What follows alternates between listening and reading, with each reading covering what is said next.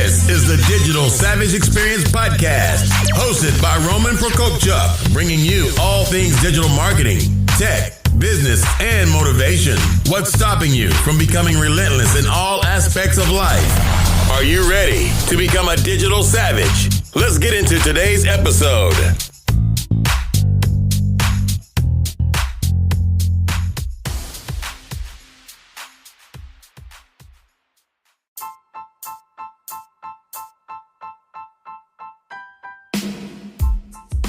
Hey everyone, this is Roman Prokopchuk, and this is the Digital Savage Experience Podcast. Today I have with me Shasta Grifka, digital marketing expert and founder of Grifka Marketing. Thank you for joining me today. And thank you for having me. Not a problem. So how did you become a digital marketer? How did you end up founding Grifka Marketing? So I have always loved marketing. I competed in a marketing team in high school, and I went to college for marketing, worked at Yellow Pages, worked in customer service for 10 years, and I had 4 young kids at home.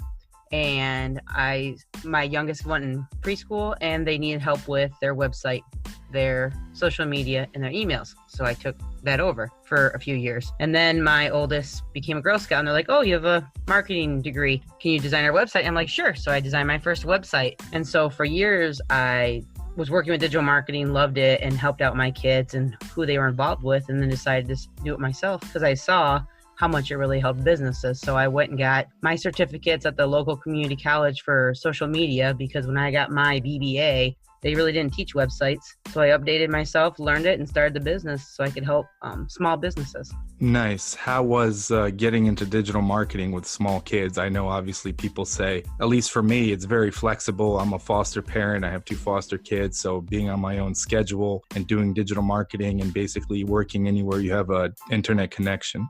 It's been amazing the time I get with my kids, obviously as a business owner and a mother or any kind of parent. It's stressful, but it's worth the stress because I can be there at their schools. When they compete at fairs with their animals, I actually sit there with my computer on their tack boxes and I work. So it's amazing that we can go on vacation, we can go wherever we want, and I can still work and be there for them. So I do love it, just stressful at times. So I know you obviously went to school for digital marketing, started in digital marketing, worked for other companies in terms of digital marketing. How did you end up starting your own company? What was kind of the first step where you made that leap? So I worked at University of Michigan for 10 years as a housing security officer, which is a lot of customer service work. And then my husband said, well, stay home with the kids now.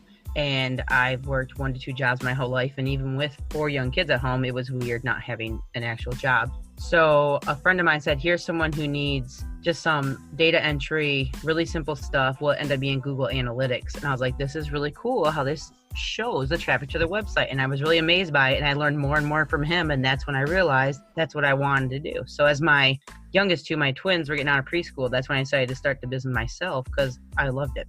Yeah, I agree. And it's a lot better, obviously, working for yourself than someone else.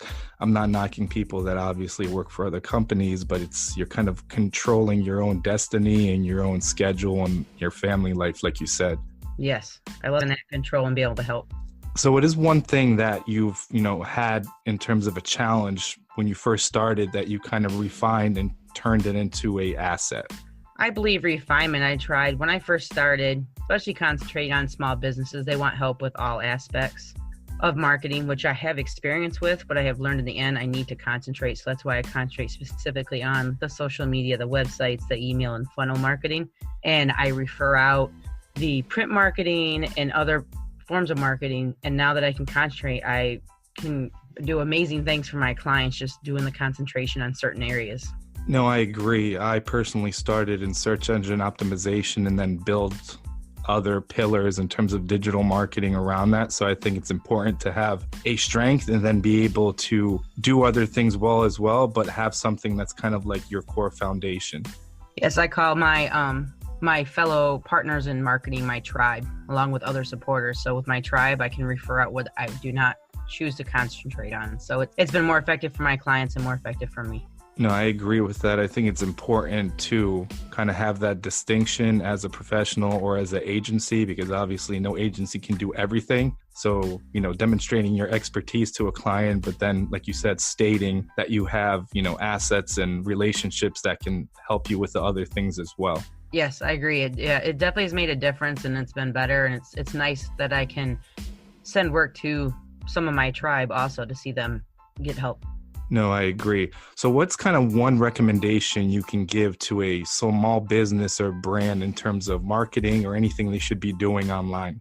Have some kind of representation there and keep it constant. A lot of people start Facebook pages or Instagrams, and when I take them over, they haven't been touched for 2 or 3 years. Use a scheduler, put something out there once a week. At least get something out there so when people go on there, they know that you're still there and you're making an effort to try to reach out to them and build a relationship.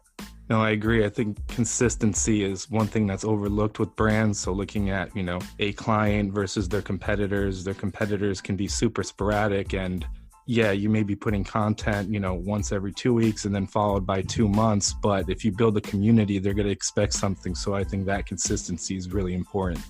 Yes, that's the hardest thing I think with people's marketing is just the consistency. They're so busy, and this is why I choose to concentrate on smaller businesses. They're so busy running behind the register of their business that they can't, or running their independent consultant business, they don't have the time for that. So it's important to get something out there consistently just to make a presence. No, I agree. And I think also in your experience getting clients. So I know clients come to you. What helps you qualify a client and take them on? I know clients come to you and sometimes you can't turn them away, but what is kind of your ideal client? What are they looking for in terms of help, some of their pain points? So I concentrate on the digital marketing, on the management where I post for them. I watch their messages or the training. I've had people in the past pay me to set up their social media, their websites, their templates for their email marketing. Have found they haven't done the consistency and haven't followed through. So I train them now. So what I really look for is small businesses that have a true passion for their clients. I want the people out there who are trying to help their clients in some form, not just out there trying to make like the big bucks. I try to help promote the people who are truly compassionate and want to just help people with their lives. Have you ever turned down a client, or have you personally fired or let a client go for a specific reason? Yes, there is clients that I have chosen not to work with anymore. No, I think it's important to do so. Sometimes you have to cut ties, and that one client can be toxic and bring down your whole kind of agency and that, the vibe in the agency, regardless if it's a brick and mortar agency or, you have employees remotely. Yes, I agree with you. That's another thing I've learned is I have a certain type of client I want to work with. My target market is based on that, and that's what I stick to. No, I agree. Obviously, I'm not knocking anybody else that's kind of, trying to build up their client base or have to take a client because of, bills and obligations, but that would be kind of my ideal situation. Yes, I do love that I can get out businesses that are really trying to make a difference for people. If I'm going to promote somebody, I want someone out there who's going to help people in the area. Yeah, I think that's important. Obviously, like I said, I've turned down clients as well that are either unethical or just chasing money or don't, provide an adequate service for their clients. So somebody that's genuine about helping people, whatever they do in their profession, you naturally want to help them succeed. Yes, I agree. I think it's nice to have the place where you can make that choice. And I think it helps them, it helps yourself and your credibility also, whether people know you're actually helping be in the marketing company or not. Yeah, I agree. And being that kind of extra arm carrying that company, that it's nice to feel like you're possibly, and a lot of times you are the person or the people that basically drive and grow that business and, make them succeed online. Yes, it's nice just getting people out there who don't have the time, who really care, who can really make a difference. I mean, a lot of my concentration is nonprofits because they definitely do not have the experience. It's a different board every year. So a few of my clients are nonprofits. That's where I got my start from with the preschool and with the Girl Scouts. And that's part of my passion is helping nonprofits get their cause out there for recognition and to grow. No, I agree. I've done some consulting and pro bono work. I try to kind of give back and changed kind of my mindset in the last few years about not only kind of like chasing money, but leaving a legacy. So I like giving back and giving kind of free advice or doing tactical planning for different nonprofits and, adding value or some of the budget they may not have. Yes, that's what I'm working on is my legacy. Amazing enough, this is the third time I've heard that in the last couple months. I've been to a few events, and that's the big thing is leave a legacy behind. how are you making a difference? You're not doing this for the money. You're doing this to make the world a better place. So how can you do that? How can you leave that legacy? And that's what I'm trying to base it on. Yeah, and I think that as you get older and like your worldview or your point of view gets refined, that becomes more important. Where I feel like younger, you try to establish yourself in your career and build something up, and obviously not knocking building a comfortable life for yourself and your family. But once you establish that, there's that itching for something more. Yes, I see the difference it makes in my family alone. As we talked about my family, I want to leave a legacy for them, and I see the difference from my kids watching me and what I'm doing and how it's making an effect on them. So I know in some form I'm leaving my own little legacy, even if it's in my family. So yeah, that's a good point, because those are the direct people seeing how you work and your work ethic and what you're doing for others, and obviously that'll build up their work ethic and how they view the world, and obviously carry that over as well. Yeah, so it's been really neat to see making a difference with them and motivating them and inspiring them. They wanted to earn something last year, so my 4 kids, who are all under 12 years old, made a business plan from watching what I do. So yeah, it's really cool to see that I'm inspiring them. I'm making a difference with nonprofits, and I'm helping business who's really care to get out there. So it's not just the monetary part, like you said at this point. It's those parts that truly make each day worth what I do. Yeah, I agree. And obviously they're learning something from you that I think in terms of digital marketing, there's a lot of skills in terms of psychology and people management and sales that build up on each other and basically can be carried over to different professions as well. Yes, it carries over different professions, and I think different professions can have an effect on each other. That goes back to the whole tribe I talked about and how we work together and how we can have an effect on each other. So what's some advice you can give somebody just newly graduating or trying to learn on their own, getting into digital marketing? So I guess I'm a life nerd. Digital marketing is an ever-changing field. I attend webinars, I attend classes, because as everybody knows, when you wake up, Facebook looks different every day. So digital marketing is a great field. Just make sure that when you go to do it, that you really are going in and helping these businesses and finding out who they are, because what it is it's relationship building of who they are, that person you're talking to, your client, not just pushing what they sell. So make sure you get to know your client and truly represent them in their marketing, just like you would any other form of marketing. No, I agree, because regardless if you're in-house or you're at an agency, you're part of that company in a way, working on their campaign. So if you're doing something obviously you may not be supposed to be doing, or something that misrepresents the brand, that directly affects the brand, how they're viewed, and can have a lasting impression. So you have a lot of kind of responsibility in that end. And I don't know if a lot of people on the agency side really think like that, especially, junior employees, how impactful what they do is. Yes, it's a business image. It's something I've got training on. And when you go in there and when you are doing the stuff for them, you're representing them, not yourself. So you have to remember who you're representing while you're doing the work. Yeah, and like you said, you set up, for some clients and manage their social media and how you represent that. I know there was a story a few years ago, an agency running the Ford social media channel.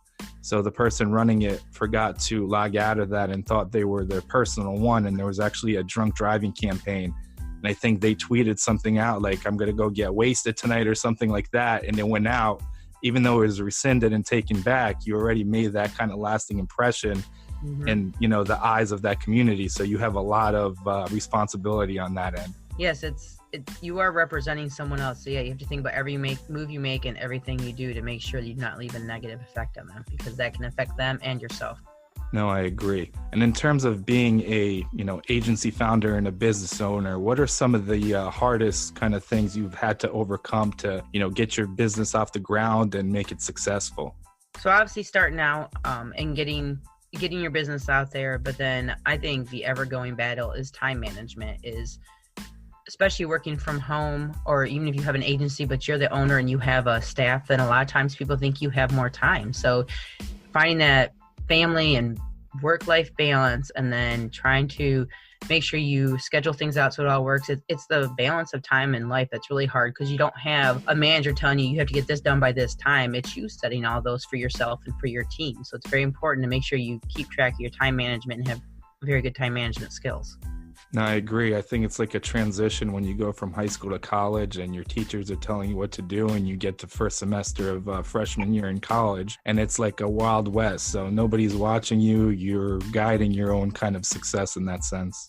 Yes, exactly. That's a big shift is the biggest shift is the time management because you don't have someone setting your schedule for you. You have to learn to do that for yourself. And as I said, as you grow and have a team, you've got to do that for your team because that's what you used to have when you were a student or when you were working under a manager. Now you have to do that yourself. So make sure you do it and have it efficient so that it works for everybody and you can get the most work done. So I'm sure over time you've had obviously different team members and people you've employed or worked with. What kind of has, developed that relationship, or how have you found kind of the right people? Because I'm sure it was trial and error over time. What are some of the qualities that you look for in a good employee or a good partner?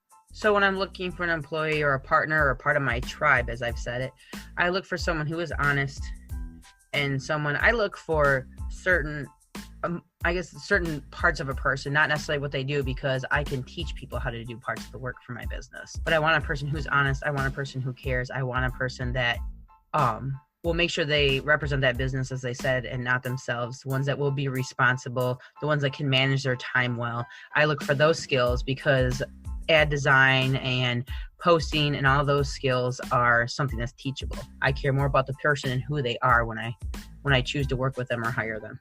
Yeah, I was going to say that if you didn't touch on it, I think anything is teachable. And if you're hiring somebody, they have to be a good fit. And like you said, in terms of the industry, everything is ever changing, especially curriculum, because it's hard to teach digital marketing in schools because every month, every other month, every even week or day, stuff is changing in certain aspects of digital marketing, search engine optimization, social media. So it's important to keep refining. And I think that's an important quality too. Someone that's willing to keep learning and staying up to date, because there's a lot of extra hours involved behind the scenes, testing, reading, going to events, networking, shooting ideas off people that people don't really see in terms of clients or people that may want to do digital marketing. So it's really important that it's not like, there's only one way to hammer a nail. You learn something once and it may be refined 100 times over time. Yes, that's one thing with the networking I do, because I do a lot of networking in the area to get to know other people and to grow my clientele. And one thing I found working with, because I have a lot of fellow digital marketers I work with because we help each other out, and there's so much to learn. We can sit in the room and discuss one thing. We all can bring up different points about something because there's just so much to learn and it changes so often. So the learning part, you can learn. It's about who you are when you hire, to me.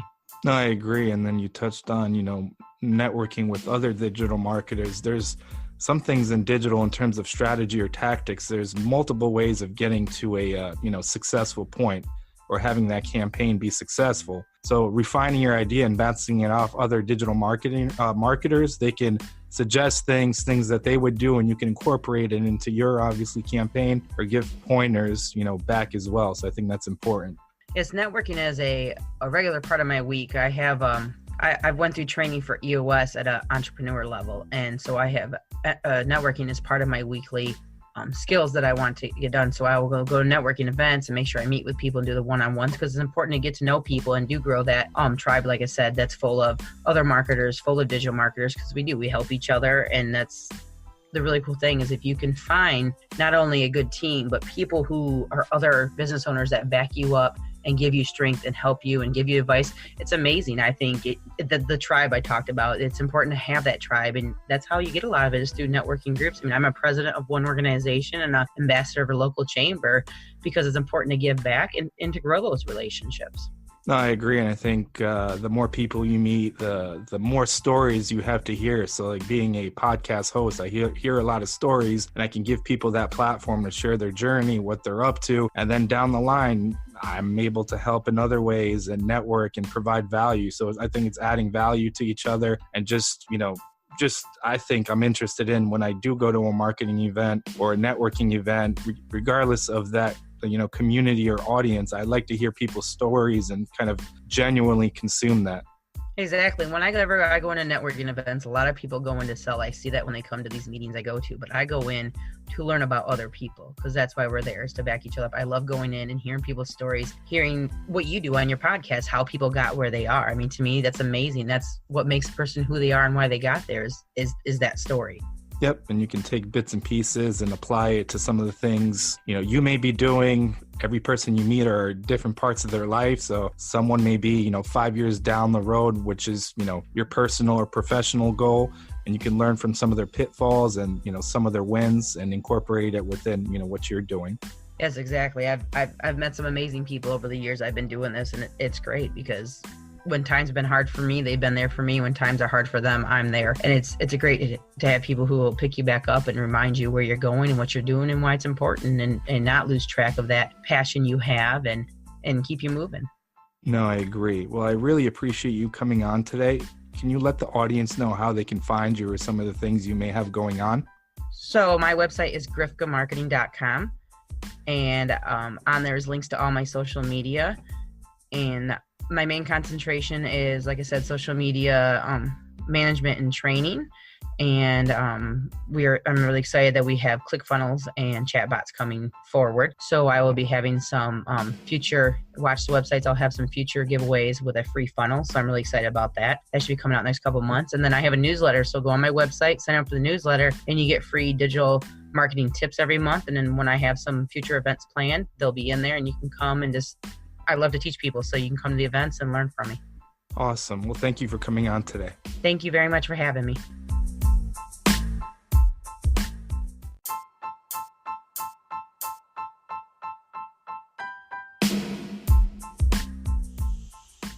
If you're like me, finding a place to eat is never an easy thing to do. Whether I'm in my hometown of Ewing, New Jersey, or traveling, I always find myself wishing I had a trusted friend I could call to tell me where to eat. The infatuation is that friend. The infatuation helps you find the right restaurant for any situation. Need a place for a first date? Trying to find a spot for your birthday that you don't want to celebrate except you also kind of do? The infatuation has you covered in all of these situations and many more. So if you ever need to find a place to eat but don't want to read through thousands of unreliable crowdsourced reviews, hit up theinfatuation.com or download the free app for iOS and Android to search thousands of restaurant reviews and guides in 22 major cities around the world. Or let the infatuation do the work for you by sending a text to 64560. A real person will respond and help you find a restaurant that's perfect for whatever situation you find yourself in.